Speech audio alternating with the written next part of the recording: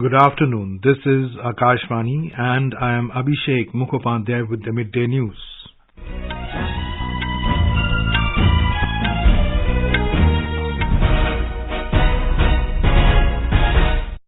The headlines.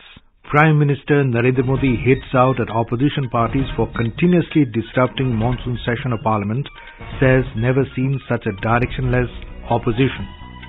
Lok Sabha adjourned till 2 p.m. amid uproar over Manipur issue.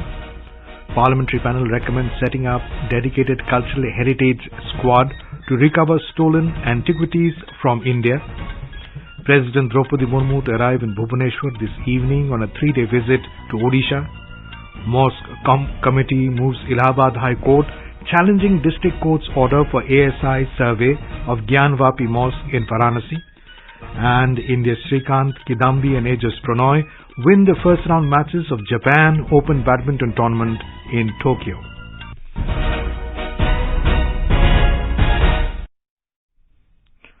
Prime Minister Narendra Modi has condemned the opposition parties for continuously disrupting the ongoing parliament session and said he has never seen such a directionless opposition.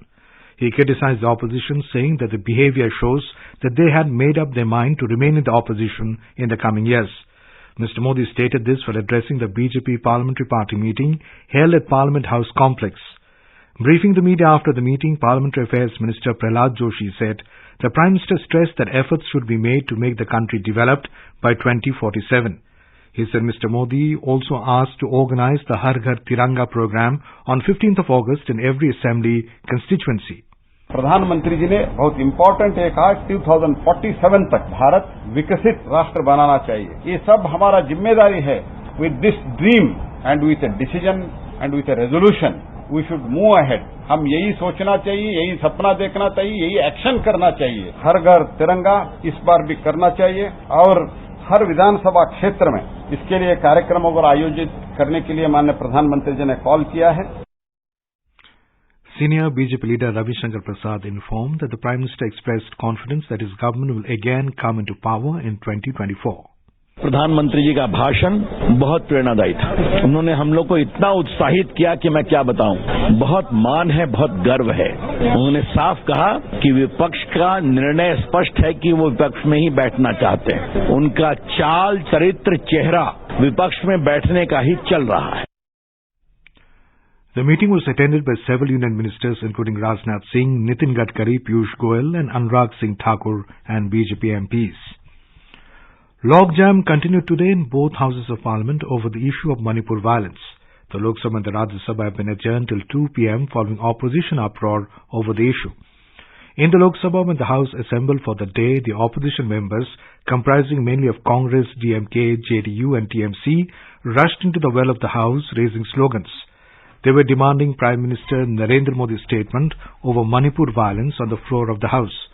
Speaker Om Birla tried to run questioner and repeatedly urged the protesting members to allow the House to function. He said discussion alone can resolve issues and not sloganeering. But ruckus continued in the House, leading to its adjournment till 2 p.m.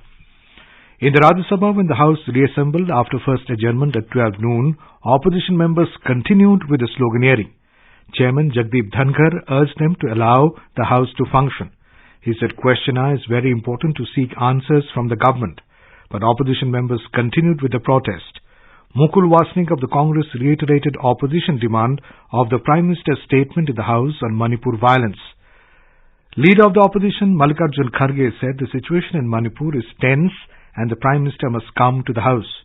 Mr. Kharge reiterated that discussion on the Manipur issue must take place under Rule 267 by suspending all business immediately. Responding to it, Leader of the House Piyush Goyal termed crime against women unfortunate, saying that Home Minister Amit Shah is ready to reply on the issue of Manipur violence. He also said atrocities against women in West Bengal, Rajasthan and Chhattisgarh are also unfortunate and they should also be discussed. He accused the opposition of not allowing discussion in the House to hide their failure. Mr. Goyal also alleged that the opposition is not sensitive enough on the issue of crime against women. Amid pandemonium, the chairman tried to run questioner, but in vain, and the House was adjourned till 2 p.m. Early in the morning, when the House met, the chairman said several notices have been moved by members of opposition parties over the issue of violence in Manipur under Rule 267. He said notices have also been received on crime against women in Rajasthan and Chhattisgarh by BJP members. Leader of the House Piyush Goyal said the government is ready for discussion over the Manipur issue. He said crime against women is a sensitive issue and there should not be any politics on it. He said discussion should also take place on the crime against women in Rajasthan and Chhattisgarh. P. Kidambi of the Congress insisted that discussion on Manipur should be taken immediately under Rule 267 by suspending all the business rather than under Rule 176, which allows only short duration discussion. Opposition members including Congress, TMC, Aam Aadmi Party, DMK, Left, RJD and others started sloganeering over the issue. Counter slogans were raised by the Treasury bench members. Later, the House was adjourned till 12 noon. A parliamentary panel has recommended setting up a dedicated cultural heritage squad for the recovery of stolen antiquities with a team of officers who can be trained on various aspects of retrieval as followed by various countries. The department-related Parliamentary Standing Committee on Transport, Tourism and Culture said this in a report tabled in both houses of Parliament yesterday. The committee suggested that the government could set up a multi-departmental task force to speed up the retrieval process, including senior officials from the Ministries of Home Affairs and External Affairs, Archaeological Survey of India, and senior scholars and experts. The team may be trained on various aspects as per requirement of set procedures of retrieval followed by different countries. The committee also recommended exploring the possibility of involving state governments and relevant bodies such as Indian National Trust for Art and Cultural Heritage, INTAC, Indian Council for Cultural Relations, ICCR, Indira Gandhi National Centre for the Arts, IGNCA, National Culture Fund, NCF, and the French Institute of Pondicherry, among others, in the process of documentation of India's antiquities. The government today said there is no proposal to increase the pension amount under the National Social Assistance Programme, NSAP. This information was given by Rural Development Minister Giriraj Singh in a written answer in the Lok Sabha today. He said NSAP is 100% centrally sponsored scheme for the most vulnerable sections of a society living below poverty line, both in rural and urban areas. Mr. Singh said it comprises 3 pension schemes, namely Indira Gandhi National Old Age Pension Scheme for old-aged persons, Indira Gandhi National Widow Pension Scheme for widows, and Indira Gandhi Disability Pension Scheme for disabled persons.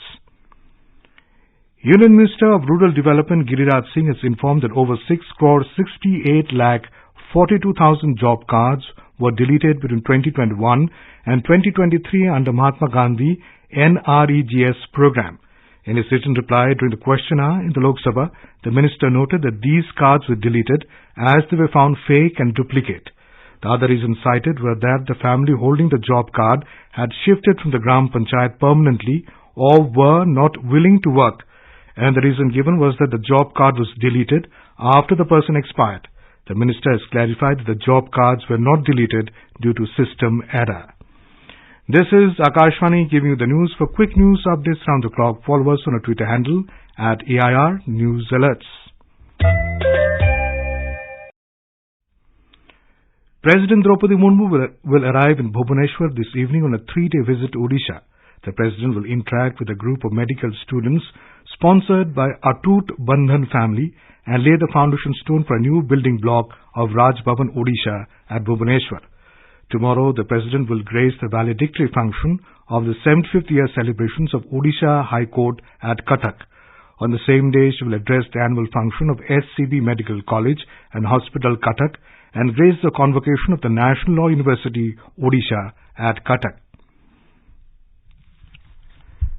The Anjuman Intezamiya Masjid Committee approached the Allahabad High Court today challenging the 21st July order of the Varanasi District Court ordering ASI survey at the Gyanvapi Mosque complex. The Supreme Court had yesterday ordered that ASI survey of the complex shall not be enforced till 5 p.m. of July 26th. A bench headed by Chief Justice of India D.Y. Chandrachud said that in the meantime, Mosque Committee shall move the Allahabad High Court with its plea against the District Court's order. A caveat petition in the case was also filed by one of the petitioners, Rakhi Singh, this morning in the Allahabad High Court, urging the High Court not to pass any order without hearing her. Minister of State for Electronics and IT Rajiv Chandrasekhar has said that India has taken a big leap in the semiconductor manufacturing sector. Addressing a press conference after the inauguration of the Semicon India exhibition at Mahatma Mandir in Gandhinagar today, the minister said the policy efforts of the Gujarat government and with the entry of global semiconductor giants in Gujarat, the state has become the epicenter for semiconductor innovation.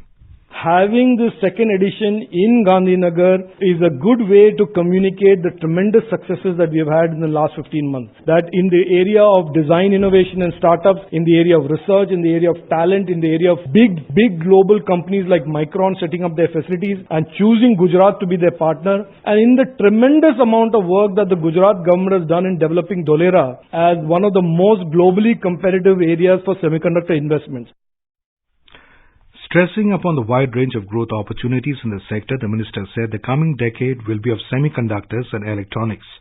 Addressing media, Chief Minister Bhupendra Patel said, semiconductors being the basic need of any industry, the government is giving a major boost to the semiconductor sector. The Chief Minister said the Semicon India exhibition will offer wide opportunities to the industries, academia, as well as students to know about the prospects of the emerging sector. In Jammu and Kashmir, a Pakistani intruder was shot dead by the alert Border Security Force personnel along the international border in the Samba district of Jammu today. Alert border guards picked up suspicious movement near Esempura post in Ramgarh sector of Samba district late last night and opened fire when the suspected intruder paid no heed to the repeated warnings. One person was hit and died on the spot in the firing, and the search of the area is underway. 4 packets of suspected narcotics weighing approximately 4 kilograms were found along with the body of the park smuggler. Arunachal Pradesh is witnessing a rise in the conjunctivitis cases in some parts of the state. Owing to the outbreak, Itanagar Capital District Administration has ordered to close all government and private schools in the capital city for 5 days starting from today. The measure has been taken in order to break the chain of transmission of the disease. Similarly, there also report of conjunctivitis outbreak at some parts of Longding district. District administration has ordered all the education institutions under Kanubari and Lonu educational blocks to remain closed till the 29th of this month. The key domestic share indices today fell marginally in the afternoon trade. The BSE Sensex fell 51 points to trade at 66,333. The NSE Nifty also slipped 11 points to trade at 19,661 a short while ago. Both indices declined amid mixed cues from the global stocks.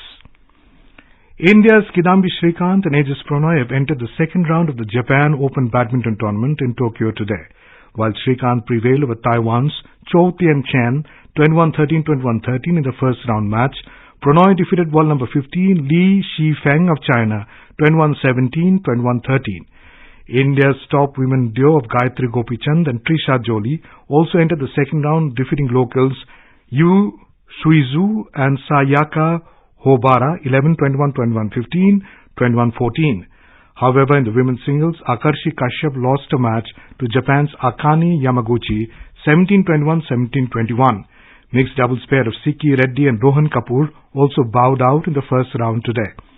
Tomorrow, Indian ace PV Sindhu will be aiming to regain her form when she will play her first round match, while the red-hot men's doubles duo of Satvik Sairaj and Chirag will aim to carry forward their momentum. And now, before we end the bulletin, the headlines once again. Prime Minister Narendra Modi hits out at opposition parties for continuously disrupting monsoon session of Parliament, says never seen such a directionless opposition.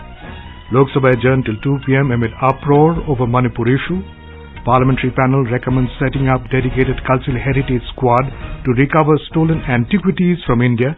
President Droupadi Murmu to arrive in Bhubaneswar this evening on a 3-day visit to Odisha. Mosque committee moves Allahabad High Court challenging district court's order for ASI survey of Gyanvapi Mosque in Varanasi. And India's Srikanth, Kidambi and Prannoy win the first round matches of Japan Open Badminton Tournament in Tokyo. And with that, we end the midday news.